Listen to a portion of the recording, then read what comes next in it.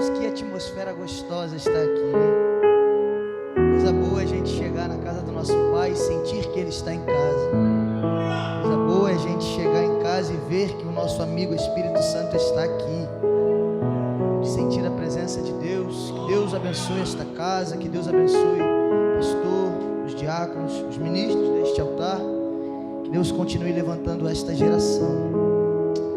Atos dos Apóstolos, capítulo de número 16, versos 30 e 31.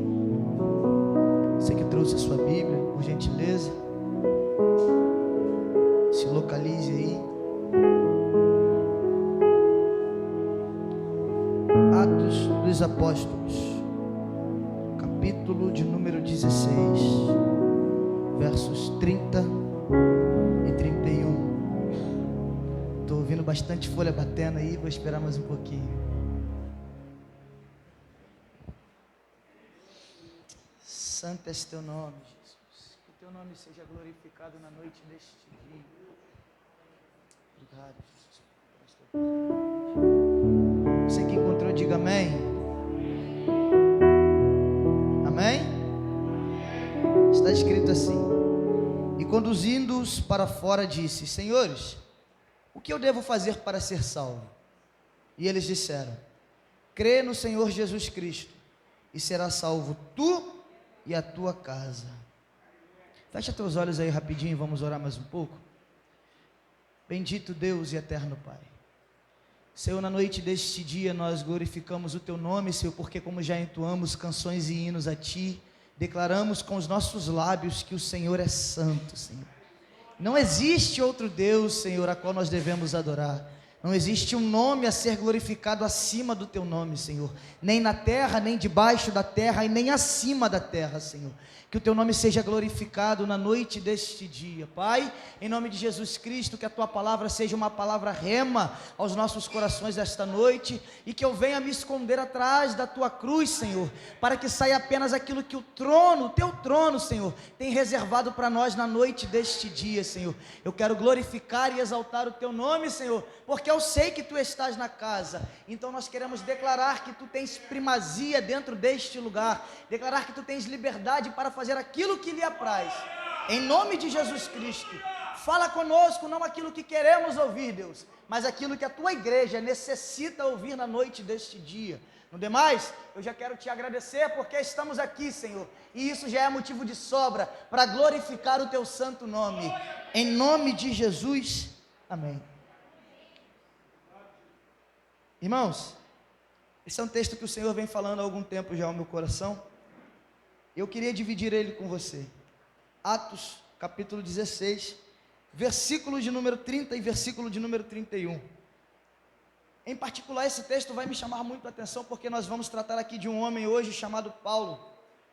E ele não é um camarada fácil da gente falar, porque teve uma grande história dentro da Bíblia. Falar de Paulo é algo que me traz uma comoção muito grande, porque nem sempre o Paulo que vamos falar aqui foi esse Paulo.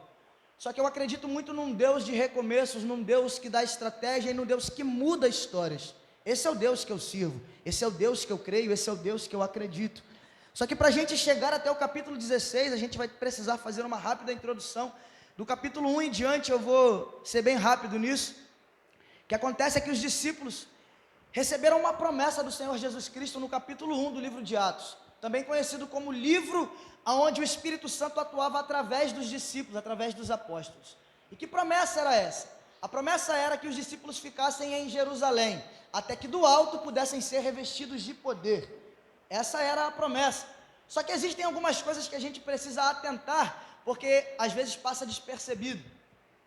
É certo que toda a história que fora escrita por esses camaradas, todos eles passaram por um período de dificuldade. Só que entenda uma coisa, todos eles precisaram de um posicionamento para receber algo da parte de Deus. Todos nós que almejamos algo da parte do Senhor Jesus Cristo, precisamos nos posicionar em alguma hora. A gente vai precisar tomar posse, tomar posição para receber alguma coisa que o céu tem para liberar para as nossas vidas. Isso é fato. Isso aconteceu com um camarada chamado Pedro. Quem foi Pedro? A gente conhece. Pedro foi um camarada que sempre oscilou muito do lado de Jesus. Uma hora ele batia no peito e dizia: Senhor, eu estou contigo até a morte, se necessário for. E outra hora, Pedro estava negando Jesus. Pedro era um camarada que tipifica muito a gente nos dias de hoje, porque uma hora a gente está muito firme e outra hora a gente está oscilando na presença de Jesus. Só que é necessário tomar um posicionamento diante de Deus para receber algumas coisas que o céu tem reservado para a nossa vida. Pedro vai tomar posição quando? João capítulo 21. É a última vez que a gente vai ver Pedro oscilando perante Jesus. Porque existia uma promessa sobre este homem, e a promessa foi estabelecida lá em Lucas capítulo 5, quando Jesus aparece para ele no mar da Galileia e disse: Pedro, a partir de hoje, tu não vai mais ser pescador de peixe, tu serás pescador de homem. Só que uma coisa é certa, uma coisa é a gente receber a promessa e a gente está caminhando com alguém que a gente consiga palpar, tocar. Outra coisa é a gente receber uma promessa e não ver a promessa acontecendo no tempo que a gente acha que a promessa tem que acontecer. E o que acontece quando isso acontece? É fato, quando a gente recebe algo da parte do Senhor, uma promessa, e a mesma não se cumpre aos nossos olhos carnais, a tendência é que a gente fique frustrado. A tendência é a gente esperar em algo da parte de Deus, e quando os nossos olhos naturais não conseguem experimentar aquilo que Deus prometeu, a gente volta a fazer aquilo que Jesus falou para a gente não fazer mais. João capítulo 21, Jesus já havia ascendido aos céus. Pedro olha para a situação, lembra da promessa que fora feita para ele, só que ele não está vendo a promessa acontecer. Olhando para o cenário atual, ele vai dizer: vou voltar a pescar. Só que lembra que lá atrás Jesus disse que ele não seria mais pescador de peixe. Só que Pedro está fazendo tudo aquilo que Jesus diz para ele não fazer.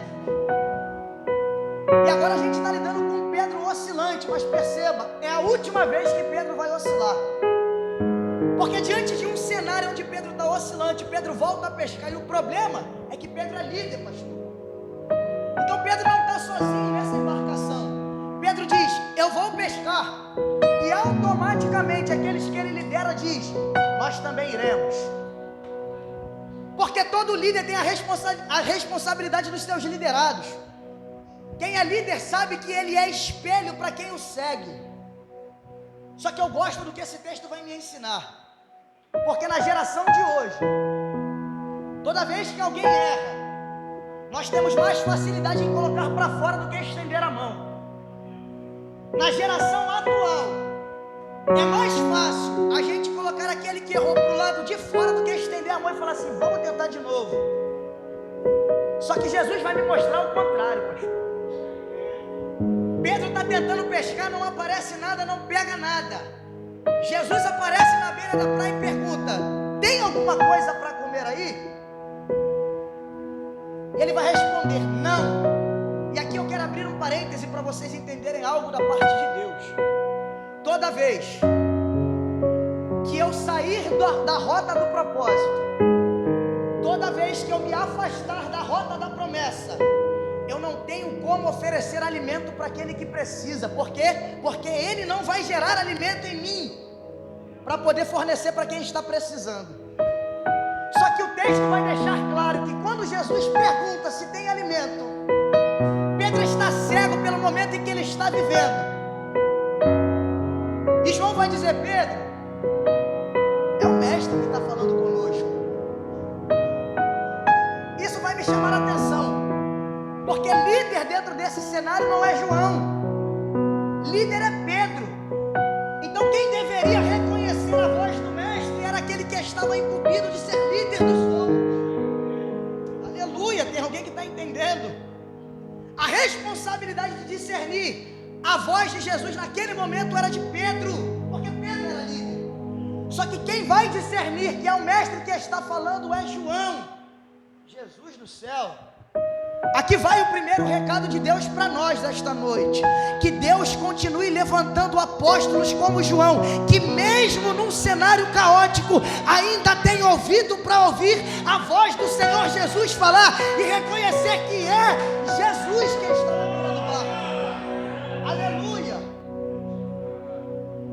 O texto diz que quando Pedro fica sabendo que é Jesus, ele larga tudo que ele está fazendo, vai até a praia, se encontra com Jesus, e Jesus vai dizer para ele: aqui tem pão e aqui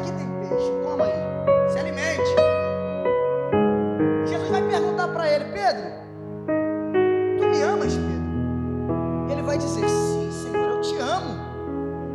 Então apacenta os meus ovelhas. Pedro, tu me amas, Pedro? Pela segunda vez, sim, Senhor, cuida dos meus cordeirinhos. E pela terceira vez Jesus vai fazer a mesma pergunta: Pedro, tu me amas?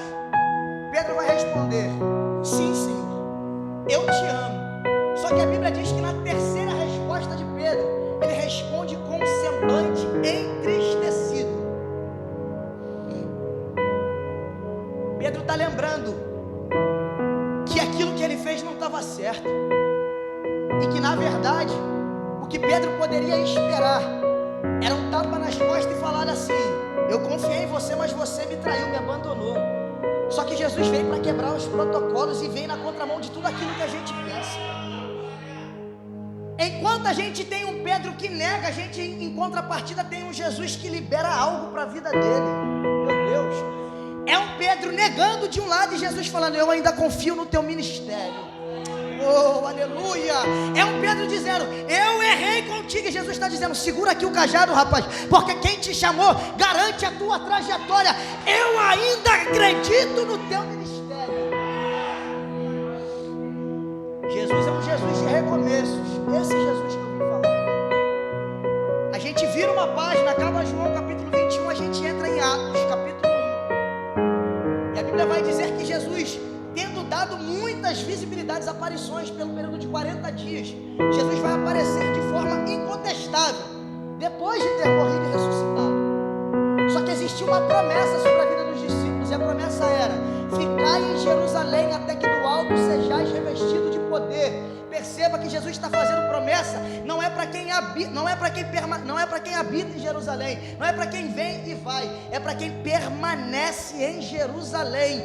Oh, glória a Jesus. Promessa que Jesus faz não é para quem vem e vai, promessa que Jesus faz é para quem permanece em Jerusalém. A ordem ainda é permanecer. Capítulo 2. Acontece a maior manifestação do Espírito Santo dentro daquela casa. A gente conhece o texto. A Bíblia vai dizer que ao se cumprir o dia de Pentecostes, depois de 50 dias, depois da Páscoa, o Espírito toma a casa, todos são batizados com o Espírito Santo, até aí você conhece.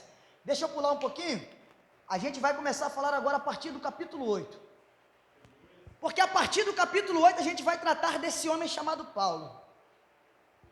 Depois do posicionamento desses camaradas, depois do posicionamento dos discípulos, a Bíblia diz que a primeira igreja foi constituída no capítulo 4, a ponto de eles venderem tudo que tinham, colocar aos pés dos discípulos, e ninguém tinha falta de nada. Só que perceba uma coisa: toda vez, eu digo isso com propriedade, vou falar até no microfone, toda vez que a igreja se manifesta debaixo do propósito que ela foi estabelecida para ser cumprido, o sistema é abalado. E toda vez que o sistema é abalado, a retaliação chega.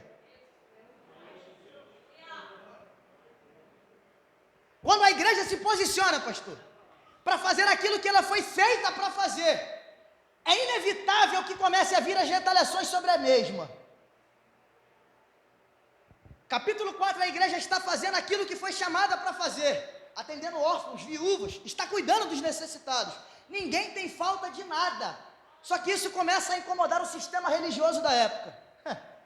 Aí tem um camarada chamado Paulo, que acha que está fazendo o que é certo em nome de Deus. É para isso que a gente tem que atentar, irmãos. Porque a gente corre o sério risco de fazer o que é errado, usando o nome de Deus, achando que está fazendo o que é certo. A Bíblia vai dizer que Paulo ainda tinha ameaças de morte. Vinha atrás dos crentes, pegava, prendia, matava, fazia de tudo, irmãos. Até que no capítulo 8, um caminho que era comum na rota de Paulo, era o caminho de Damasco. Paulo estava indo fazer aquilo que ele achava que era certo: prender crente, colocar crente dentro da cadeia.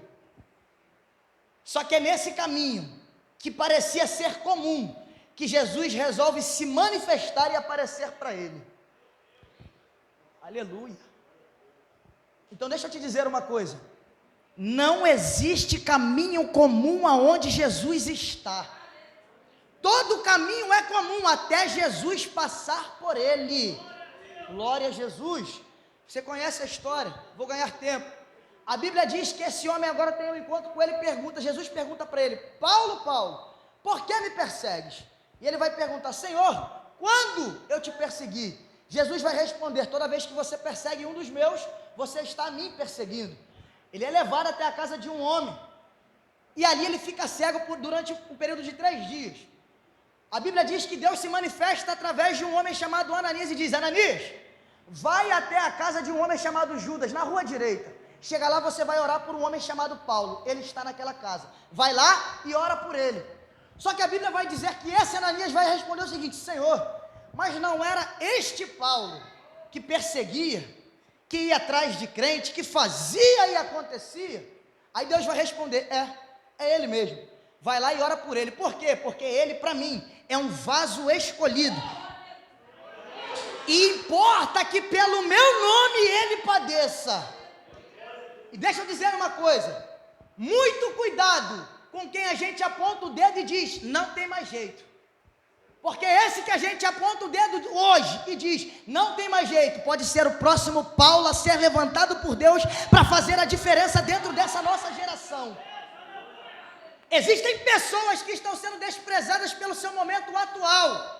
E Deus me trouxe aqui para dizer, muito cuidado com quem a gente aponta o dedo para dizer não tem mais jeito, porque esse pode ser o próximo Paulo da nossa geração. Aleluia.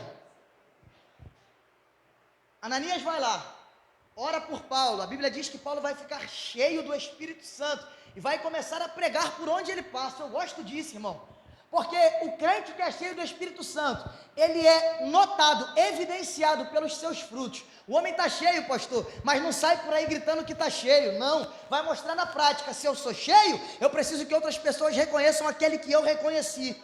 Glória, glória a Jesus. Se eu estou cheio do Espírito, a minha ideia é trazer a palavra de arrependimento para aqueles que ainda não conhecem esse Jesus. Esse é o papel do camarada que está cheio. Só que perceba uma coisa, não existe ministério singular, não existe ministério solitário, não existe ministério de uma pessoa.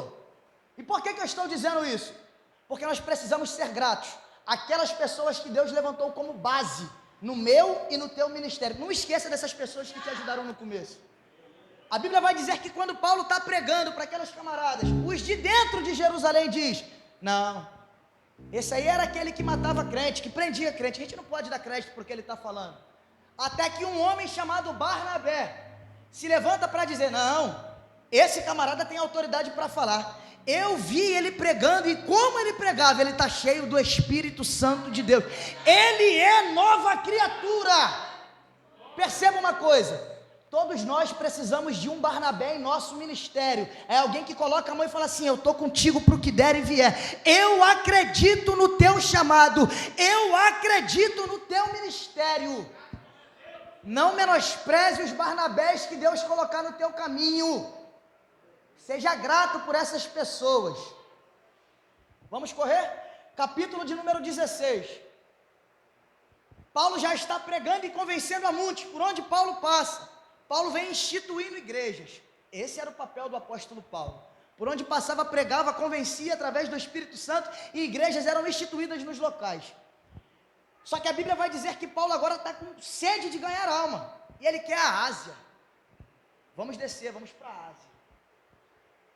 Só que eu gosto desse texto, porque eu entendo que depois que Jesus habita em mim, não são mais as minhas vontades que são consideradas, não é mais a minha escolha, não é mais o meu querer. Eu não vivo mais da maneira que eu quero, eu vivo através de um Espírito, sou guiado por uma voz, e por essa voz me carrega por onde eu tenho que ir. A Bíblia diz que Paulo queria a Ásia, mas o Espírito diz, ainda não é momento de ir para a Ásia, desça e vá até Troade. Paulo vai dizer, mas Senhor, eu preciso ir para a Ásia, eu quero ganhar almas na Ásia. Aí a Bíblia diz que Paulo vai ter uma visão, aparece para ele um homem macedônio, dizendo, varão, passa-nos a Macedônia, e nos ajude, porque nós precisamos de você. Diz o texto que Paulo vai reconhecer isso como um sinal divino e vai descer. Deixa eu abrir um parêntese. Às vezes a gente quer tanto a Ásia e esquece que do outro lado da rua é a nossa Troade que a gente deve ir, não é verdade? Aleluia! A gente quer alcançar lugares altos, a gente quer lugares grandes, mas a gente esquece que se a gente atravessar a rua, tem alguém que precisa ouvir a palavra de Deus. E às vezes, a gente quer dar vazão para a nossa carne e acha, meu Deus, acha que crescemos muito e o local não nos comporta mais. E Deus está dizendo, desça quantas vezes forem necessárias, desça quantas vezes forem necessárias, desça quantas vezes forem necessárias. Ainda tem gente precisando ouvir a palavra em Troade, ainda não é momento de chegar até a Ásia. A Bíblia diz que Paulo vai descer, e ao chegar, ele se depara com uma mulher chamada Lídia, vendedora de púrpura. E eu queria que você entendesse algo esta noite. Deus não faz nada por acaso. Ficou um silêncio, irmão? Será que você pode repetir isso comigo? Olha para a cara do seu irmão aí, olha para ele com bastante carinho, aquela cara de profeta, e fala assim: Deus não faz nada por acaso. Tudo que Deus faz tem um propósito. Vou te explicar por que eu estou dizendo isso. Paulo vai chegar até essa cidade, se encontra com Lídia, vendedora de púrpura, prega a palavra, Lídia se converte. A ideia era Paulo já sair da cidade, mas Lídia vai dizer: Senhor, se nós somos dignos da tua presença, fique conosco, fica aqui. Só que perceba uma coisa, existia um costume judaico. Que costume era esse? Uma sinagoga só poderia ser estabelecida na cidade se houvesse 10 homens dentro da cidade, que professassem a mesma fé, claro. E como não havia, era uma cidade pagã, estavam juntos nessa reunião Paulo, Silas, Timóteo e o doutor Lucas, que escreve esse livro. Tinham 4. Então qual era o costume, Diego? O que eles faziam quando não podiam instituir sinagogas? Eles iam até a beira de um rio, e ali eles ensinavam as instruções da lei para as mulheres daquela época. Então todos os dias, Paulo, Silas, Timóteo e Lucas caminhavam até a beira do rio e ensinavam as escrituras para quem quisesse ouvir. Só que perceba que num dos dias, num dos momentos que eles estavam caminhando para este local, passaram por uma menina que a Bíblia diz que estava possuída por um espírito de adivinhação. E quando eles passavam, a menina gritava: aí vai um santo homem de Deus, porque por eles vem o caminho da salvação, por intermédio deles vem o caminho da salvação. Isso não foi um dia nem dois, a Bíblia não diz quantos dias isso aconteceu, mas que era contínuo. Até que um dia, Paulo, olhando para aquela situação injuriada, olhou para ela e disse: menina, eu te expulso agora, demônio, em nome de Jesus, sai. Pronto, foi expulso. E eu fiquei pensativo quanto a esse texto. Eu falei assim: mas meu Deus, a menina estava elogiando o apóstolo, por que ele fez isso com ela, né? Às vezes a gente olhando para esse texto, a gente vai ver isso. Até que um dia, eu fui estudar na Bíblia de estudo que eu tenho lá em casa, estava parada lá em casa, pastor, peguei ela para dar uma estudada, eu fui estudar o que o autor da Bíblia Genebra escreve. Essa cidade era uma cidade totalmente pagã, então todos que estavam lá acreditavam em muitos deuses. Quando essa menina dizia: aí vem o santo homem de Deus, por intermédio deles virá o caminho da salvação, quem ouvia tais palavras, associavam que Paulo, Silas, Timóteo e Lucas eram descendentes, ou seja, eram adoradores de qualquer Deus, menos do Deus de Israel. Aí eu lembrei, meu tecladista, que Isaías escreve o seguinte: meu é o poder, minha é a honra e minha é a glória, e eu não a divido com ninguém.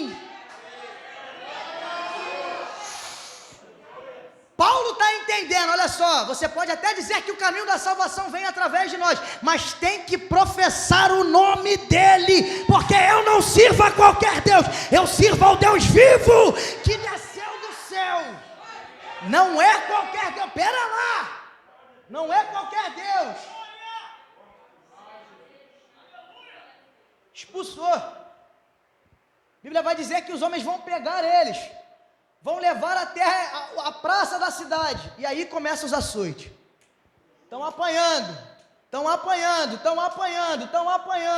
humilhados em praça pública, são levados até o cárcere. E ao chegar lá, a Bíblia diz que eles são colocados num local à parte. E a cadeia daquela época não é como a cadeia de hoje, onde eles podem ficar soltos com a mão nas grades. Não. Como era a cadeia daquela época? A cadeia daquela época era a seguinte: eles eram amarrados com os pés e com as mãos em tronco e ficavam parados. Esse era o tipo de cadeia que eles estavam. Só que enquanto eu estudava esse texto, o Senhor ministrava algo profundo ao meu coração e dizia que todos nós, que reconhecemos Ele como o único e suficiente Salvador, que temos Ele do nosso lado dia após dia, temos dentro de nós duas ferramentas e uma essência. Eu vou repetir isso de novo. Todos nós temos dentro de nós duas ferramentas e uma essência. E eu falei: Senhor, mas o que é isso? E continuei lendo o texto. Olha o que o texto diz: que eles estavam presos. O cenário era um cenário de prisão, um cenário que eu não desejo para ninguém que aqui está. Era um cenário devastador. Por que eu digo isso? Porque perceba comigo, em sã consciência, se fôssemos nós hoje, a gente deveria ter dito: meu Deus, eu ouvi a voz de Deus, eu nem queria vir para cá, e olha onde eu vim parar, preso, açoitado, passando por esse momento. A maioria de nós, se depara com uma situação dessa, ia reclamar do momento em que nós estávamos vivendo.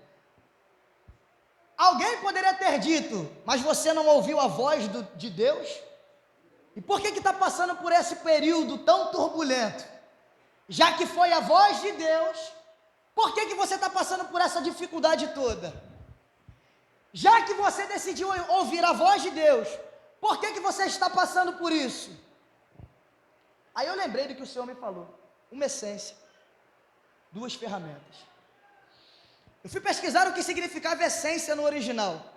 E essência significa dizer que é uma matéria que tem dentro de nós que tem propriedade imutável. Ou seja, não muda. Aí eu lembrei que lá no Éden, quando o primeiro homem foi soprado, se foi soprado, é algo que saiu de dentro para fora, para poder entrar dentro de nós. Esse sopro era Deus colocando dentro de nós traços dele, e uma das propriedades do próprio Deus. O escritor aos Hebreus diz que ele é o mesmo ontem, hoje e será eternamente, então não muda. Temos duas ferramentas, a oração e o louvor. Eu falei: meu Deus, mas calma aí, os homens estão presos, já apanharam, já sofreram, estão passando por um momento turbulento, como pode não mudar? E Deus falou comigo ao meu coração: Diego, presta atenção, não é o ambiente que você está inserido que tem poder de mudar você, mas você. Alguém já começou a entender aqui? Mas você tem poder de mudar o ambiente que você está inserido. Oh, aleluia! Meu Deus, eu vou repetir isso aqui de novo. Você tem poder de mudar o ambiente em que você está inserido. O teu momento atual não define a tua história.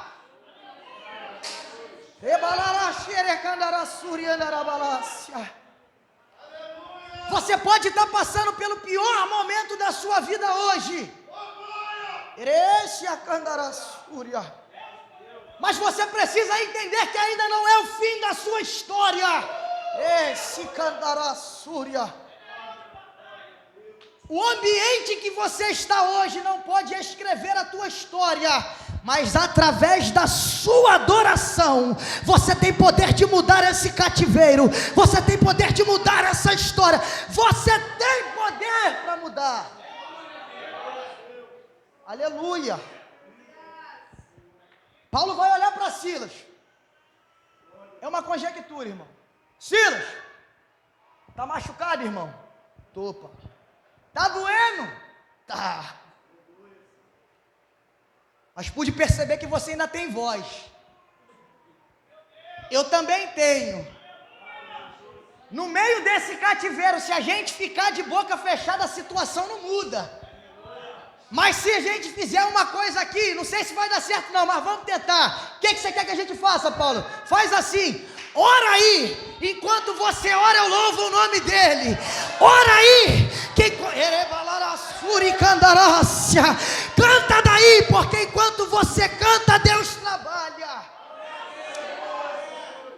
Jesus, aleluia, aleluia. Olhando para a luz da Bíblia, eu falei assim, mas que ferramenta poderosa é essa? Aí eu lembrei, meu tecladista, que uma certa feita, um rei chamado Josafá, estava no arraial e recebeu uma notícia horrível. Qual foi a notícia que ele recebeu? Está vindo um exército aí, vai acabar com todo mundo. A reação de Josafá é a seguinte, coloca todo mundo de joelho. Vamos orar ao Senhor, porque Ele há de nos responder. Meu Deus do céu, a Bíblia diz, glória a Jesus, a Bíblia diz que Deus desce no arraial, toma um dos levitas e fala, coloca todo mundo em fileira, mas faz o seguinte, aqueles que estão com espada, coloca para trás, deixa os levitas irem à frente, manda eles irem adorando o nome do Senhor Jesus.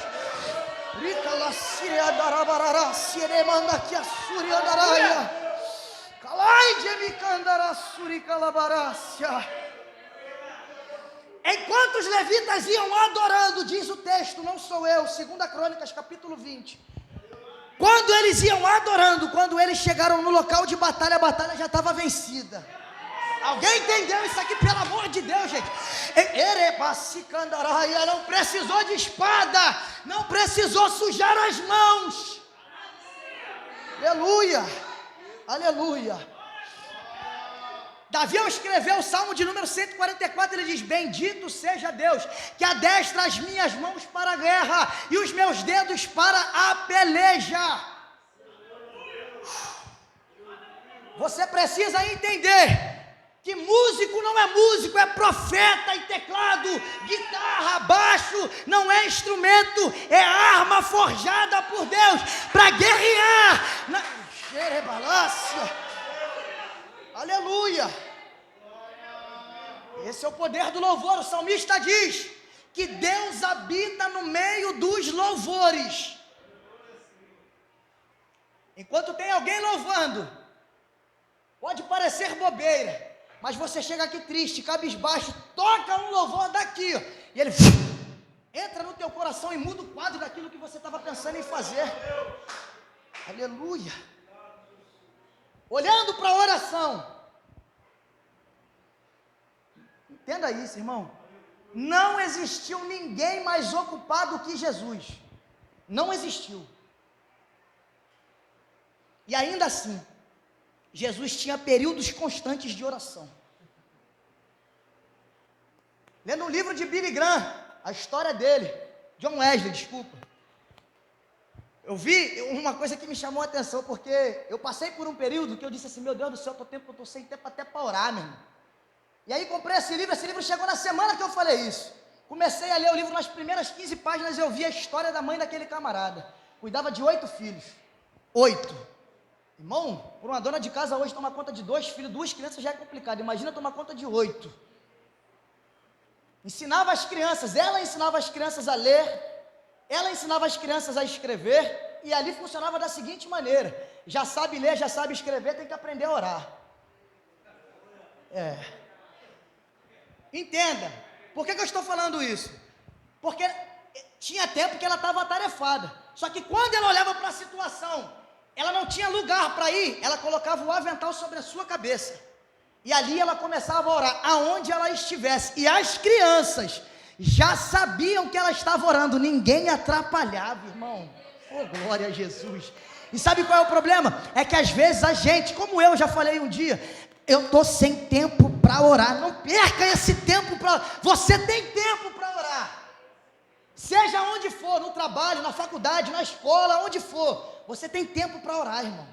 E a gente não pode abrir mão dessa ferramenta, porque ela é importante. Olhando para a ferramenta da oração, eu lembro que Jesus, quando chegou no Getsemane, suava sangue, irmão, mas estava de joelho orando. Quando Jesus foi ressuscitar seu amigo Lázaro, antes de fazer o milagre, ele olhou para o céu e disse: Pai, obrigado por me ouvir. Na verdade, eu sei que tu sempre me ouves. Quando Jesus foi repartir o pão e os peixes, ele pegou os pães e os peixes, levantou para o céu e disse: Pai, eu te dou graças por este alimento. Perceba que o homem mais ocupado da face dessa terra tinha tempo para orar. E às vezes a gente dá desculpa, né, irmão? Mas vamos seguindo. O texto diz que eles decidiram usar as ferramentas que estavam em posse deles, como está em posse nossa hoje também. É só a gente se posicionar, amém? Amém? A Bíblia diz que enquanto eles começaram a orar e cantar, por volta da meia-noite, veio um terremoto que abalou os alicerces da prisão. Só que, na verdade, o que me chamou a atenção não foi o fato do terremoto ter chegado ali naquela cadeia, não. O que me chamou a atenção foi que eles estavam presos, mas eles cantavam e oravam com tal intensidade, que quem estava preso do lado, estava ouvindo o clamor deles. Diego, o que é que você quer dizer com isso? Se existe forma de manifestar o nome de Deus de outra maneira, eu desconheço, porque quem estava do lado estava vendo eles presos, machucados, açoitados, mas ainda assim estava dizendo: se Deus fizer, Ele é Deus, e se não fizer, continua sendo Deus. Se Deus me soltar, Ele é Deus, e se não soltar, continua sendo Deus. É muito fácil a gente glorificar o nome de Deus quando tudo vai bem. Difícil é a gente dar glória, louvor e honra para Ele quando a situação aperta. Quando fica estreito o negócio, irmão, aí é que é a hora da gente glorificar o nome dEle. Perceba uma coisa, já estou caminhando para o final. Eu disse aqui, que no começo do ministério de Paulo, um homem chamado Barnabé foi levantado para poder dar seguimento no ministério dele. Só que percebeu que quando eu falei desse episódio em especial, eu citei o nome de Paulo, citei o nome de Silas, citei o nome de Lucas e citei o nome de Timóteo, mas não citei o nome de Barnabé. Por que Barnabé não estava junto? Se você olhar a partir do capítulo 15, você vai ver que houve uma separação entre eles, cada um foi para um lado por conta de uma discussão. Aí eu pude entender o que o Espírito falou comigo. Discernimento é entender que todos nós estamos debaixo do mesmo propósito. Aleluia, isso é discernimento. E maturidade, Diego? Maturidade é entender que nem todo mundo que começou o propósito contigo vai chegar até o final. Só que perceba uma coisa, não é porque não chegou junto que não faz parte da minha história. A gente precisa entender, ter discernimento, para entender que o mesmo Deus que enviou Paulo para um lado, enviou Barnabé para o outro, e ambos cooperavam para a expansão do reino. Só que maturidade é entender que mesmo que ele levante um Barnabé aqui agora, não significa dizer que esse Barnabé vai chegar comigo até o final da minha história, porque a história de Barnabé para num ponto, a de Paulo para em outro. Só que ambos têm o mesmo propósito, irmão. E só para resumir isso aqui, reino é constituído por continuidade e firmeza. Aleluia. Diz a palavra do Senhor que o carcereiro, vendo tal situação, olhou e disse: vou me matar, porque naquela época o carcereiro era responsável pelos presos, e se um preso fugisse, ele pagava com a vida. Olhando para aquela situação, vendo que todos estavam soltos, ele pega numa espada, ele vai para se matar. Paulo vai gritar: não te faças nenhum mal, porque todos nós estamos aqui. Só que entenda uma coisa, eu disse aqui, e eu fiz questão que você repetisse, olhando para a pessoa que estava do teu lado, que Deus não faz nada por acaso, Deus não faz nada sem propósito. E agora eu vou explicar, meu tecladista, por que eu disse isso. Preste bem atenção. Se Paulo vai para a Ásia e não desce para poder ir até Troade, ele não conheceria Lídia. Se ele não conhece Lídia, não converte Lídia através da palavra. Se não converte Lídia, não tem como explicar a beira do rio. Se não explica na beira do rio, não passaria por tal caminho. E se não passasse por aquele caminho, ele nunca ia ver a menina que estava possessa de um demônio. Se ele não tivesse passado por aquele local, não tivesse visto a menina, não teria expulsado o demônio que estava nela. Se não tivesse expulsado o demônio, não seria preso, açoitado em praça pública. E se não fosse preso, açoitado em praça pública, não chegaria até o cárcere. Se não chega até o cárcere, como eles iriam louvar e cantar hinos a Deus? E se eles não fazem isso dentro da cadeia, não tinha terremoto, não tinha outros presos ouvindo a palavra de Deus. E se eles não tivessem cantado louvores, orado naquela situação, tudo continuaria na mesma, o carcereiro continuaria no mesmo lugar. Só que se eles não tivessem feito tal ato, as cadeias não iriam se abrir, o carcereiro não iria tentar se matar, e eles não levariam a palavra de Deus para a vida, para a casa do carcereiro, e teriam dito: tu e a tua casa estão salvos. Diego, o que você quer dizer com isso? Tu está querendo me dizer que tudo isso que Paulo passou por conta do carcereiro e da família dele? Exatamente isso. Diz a palavra do Senhor em Marcos, que uma vida para o Senhor, uma alma, vale mais do que o mundo inteiro. E só nesse cenário eles salvaram o carcereiro e toda a sua família. E sabe o que Deus ministrava ao meu coração? Já tem um mês que Deus tem falado comigo, e eu tenho orado em cima disso. Acabou o tempo do exibicionismo em cima dos altares, pastor.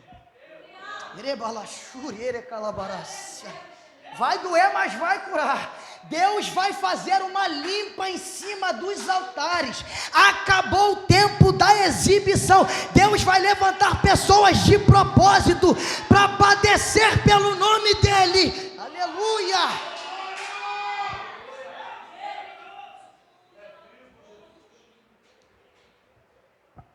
Hoje o que a gente está vendo é muita gente querendo se aparecer em cima de altar, foto em cartaz, mas não tem mais aquela geração que paga preço pela vida de outra pessoa. É muita gente na fila da bênção e pouca gente na fila do propósito. É muita gente na fila do me dá e pouca gente para dizer: tá aqui, ó, leva. E tem um texto que tem ardido ao meu coração. Livro de Joel, capítulo 2, versículo 17. Está escrito assim: ministros do Senhor, pastores, chorem, meu Deus, chorem entre o altar e o alpendre. Sabe, chegou um tempo em que os altares terão que ser revestidos de lágrimas. Nós precisamos chorar mais por vidas, irmãos. Nós precisamos fazer aquilo que nós fomos chamados para fazer. E Tiago vai dizer que qualquer religião que não cuida dos órfãos e das viúvas é vã. E que evangelho é esse que a gente está pregando, vivendo, que a gente não tem coragem de estender a mão para alguém que está caído? Meu Deus.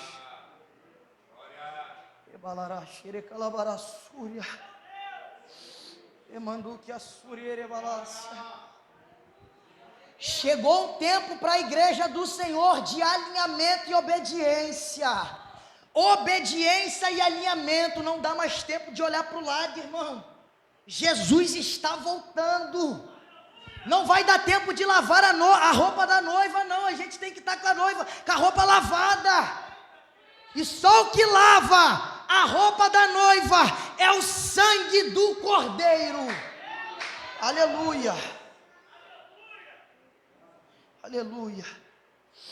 Fecha teus olhos aí em nome de Jesus.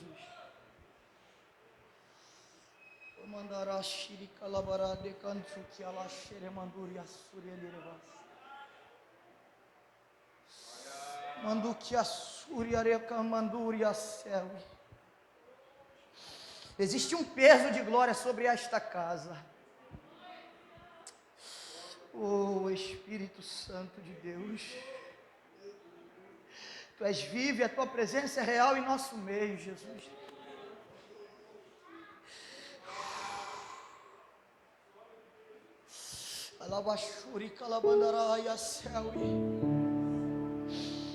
Pastor,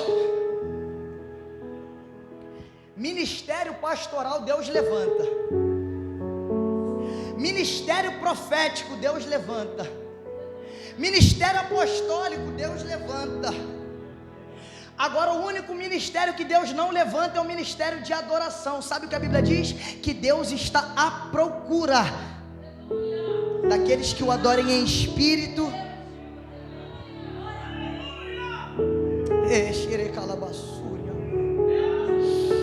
Deus está procurando uma geração que o adore em espírito e em verdade.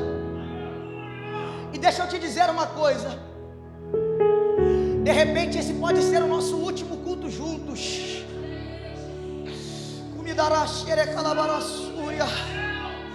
E o que tu tens preparado para quem é?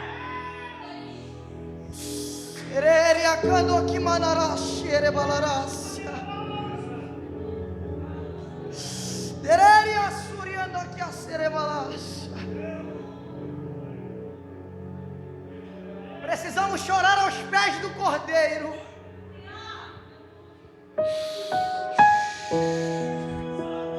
Não retenha nada esta noite, nada. O momento em que nós estamos passando é o momento da igreja se alinhar, irmãos.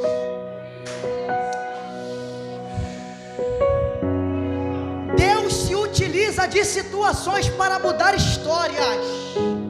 Meu Deus. Aleluia. Aleluia. Oh, Cordeiro, nós clamamos Maranata. Quantos cultos mais ainda nós iremos reunirmos, Senhor? Em quantas reuniões estaremos juntos, a gente não sabe. O tempo de perdoar e pedir perdão é hoje, irmão. Deus está falando aqui hoje. A gente se deixa entristecer por coisa tão pequena. A gente quer parar por coisa tão miúda. A gente pensa em jogar ministério pro alto por coisa tão pequena.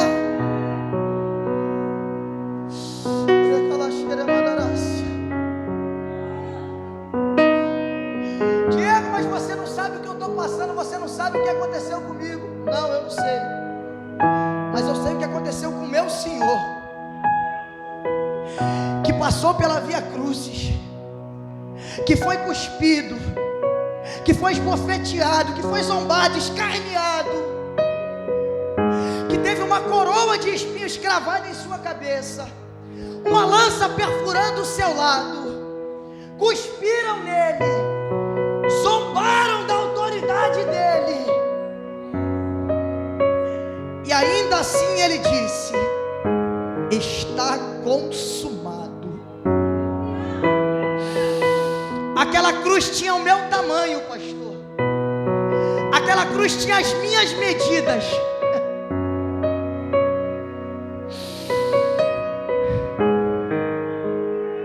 Só que o apóstolo Paulo vai gritar uma coisa que veio do alto para ele. E ele vai dizer: a cédula de condenação ele rasgou. E hoje nós somos livres. Nós somos livres para dizer que Ele é santo. Nós temos a oportunidade de declarar amor. Nós temos a oportunidade de dizer que Ele salva, cura e liberta.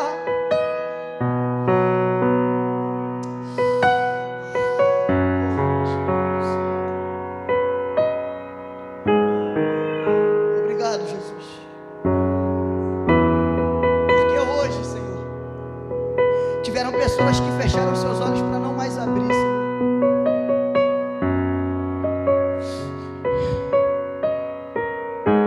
Obrigado, Jesus, porque aquela cruz era para nós, Senhor, mas Tu tomou o nosso lugar, Senhor. papel é falar que Ele vem até que Ele venha.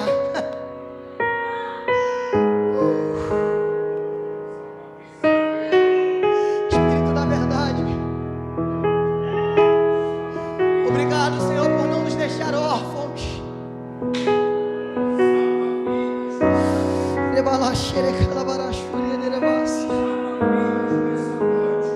Obrigado, Jesus, porque nós poderíamos estar em outro lugar, Senhor, mas Pedro vai dizer: para onde nós iremos, se só Tu tens palavra de vida? Sopra Teu vento sobre a nossa vida, Jesus. Sopra Teu vento sobre a nossa casa, Senhor. Sopra Teu vento sobre o nosso ministério, Jesus. Sopra Teu vento sobre as nossas dificuldades, Jesus. Sopra Teu vento sobre as nossas imperfeições, Senhor. Sopra Teu vento esta noite.